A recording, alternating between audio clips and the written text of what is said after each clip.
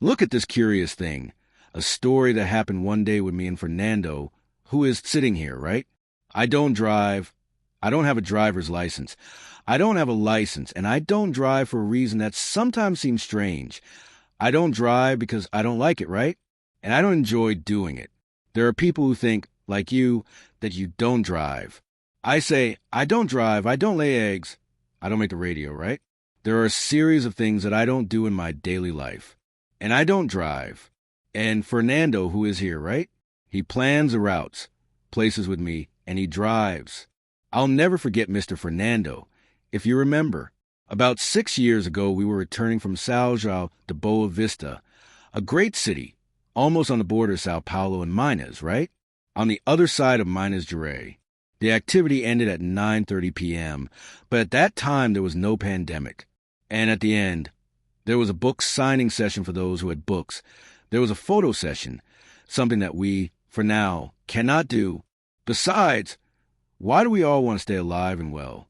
And in that sense, at that moment, after the lecture ended, we left for the autographs and photos, and everything ended around 11:30 p.m. And we, very hungry, wanted to eat something. We had had a snack when we arrived, but it was already very late. We left São João to Boa Vista, hit the road, and nothing was open on the road. All the gas stations were already closed by the time we passed by. It was a little after 1 in the morning. Everything was closed. Suddenly, we were coming and saw the light on at a gas station. Fernando went in. We were drooling with hunger. It was already around 1 in the morning, and I quickly went to the counter. There was a stove there, and in that stove, 2 cakes. And I said to the waiter, "Please, can you give us that cake?" He said, "If I were you, I wouldn't eat it." No, that created an affection between us. In fact, whenever we can, we stop by there. Pay attention. Look at what an excellent person. He wasn't content with being exclusively a salesman. Just like I do, your best cannot be done through meanness, indecency, or the unacceptable. Even though it was a business, a good rule in life is, we don't do just any business. We don't do just any business. But he wasn't content. "Look how interesting," he said. "What can I do?" "We found it and we can't order a sandwich." He said, "The kitchen is already closed at this time." Pay attention to what I'm going to say now, because that's what marks the pace of a person who seeks excellence in his activity. Instead of saying the kitchen is already closed, "What can I do?" He said, "How hungry are you? I'm going to make a cold sandwich. If you don't mind, I'll get some bread and put some butter on it." "Okay, ham and cheese." Great. What did he do best in the conditions he had? When he didn't have better conditions to do even better. When I wake up, I'm alone. The first thing I do, besides go to the bathroom, using it, brushing my teeth, is wash my face and comb my hair. And what about my beard?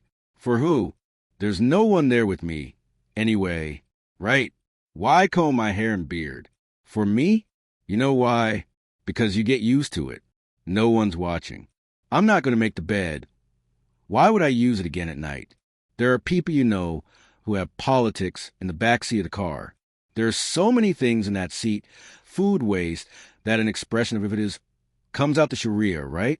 Signs of Easter 2004. Cookies that are there in the middle, almost close to what was already going to the museum. Whim. Because we need to distance ourselves and those who come with us in this contemporary world. Any kind of attraction to mediocrity in relation to various aspects of our daily lives. But no, it is not. Some moments saw the internal fury. And this fury is fury, but it is the fury of the energy that moves a person who does not want it. At some point we got used to it and started to think that what can I do? Life is like that. I do what I can. Interesting, because this generation that is now younger, that, for example, today is taking the entrance exam here, cannot be formed with the perception that we should adopt mediocrity as being ours. Reference for some things, that is, it was possible to pass. Of course not. And mediocrity, as I said, is a habit. The opposite is fine. It is a whim.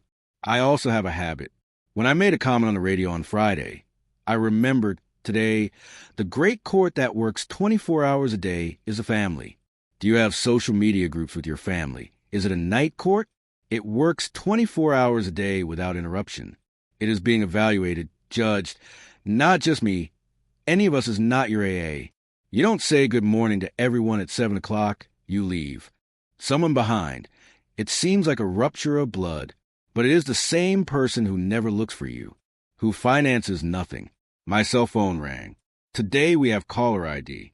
There was the name. Do you know that the person will ask for something from you? She never calls to offer you a bag of mango when Elevai only call to ask, but they evaluate you, judge you. Are you upset, offended, or offended? You don't answer. Good morning, family. And we suddenly start to get lost and get tangled up in some paths that lead nowhere, and we don't have time for what is important. We spend a good part of our time taking care of the urgent, and we leave the important aside. Of course, the urgent has its place. In fact, the urgent also has to be dealt with, but it cannot obscure the important. For example, what is urgent is to guarantee a way of survival, but not at any cost. What is urgent is for you to deal with what is your task, which, by the way, gives you the return in relation to your conditions, but it is not exclusive. A part of us, I repeat, is dedicated and is forming new generations with perspective of the urgent, leaving aside the important. What is important? The important thing is what makes life. That is a purpose. After all, one day we leave. My grandfather, Italian Etery, every day, when our grandchildren wake up in the morning, and he lived in the interior of Sao Paulo. And when we were there, I could meet him, my grandfather, every day when we woke up, and he would always ask us two things. I spent my life asking my children this, and now, when can I ask grandchildren? Every day, as soon as we woke up, he would ask, what are your plans for the future? Every day this is annoying. That's why he forced us to think about the future. And I just wanted to enjoy that moment. And he would say, it's not for you not to enjoy it, that you can't just enjoy the moment. But the big question, my grandfather, was, what are your plans for the future? The other question was more profound. What comes in life? Are you the richest in the cemetery? This phrase did not mean not to have assets. Not to have property meant not to have only that. Absent what serves your life, which is short, not to be small, excellence, when you surpass, when you go beyond. And that heaven, in Latin, means that which surpasses an excellent person. An excellent person is one who goes beyond the obvious. An excellent person is one who does more than what is required. Be careful. Doing more than what is required is not working without a salary, working without resources.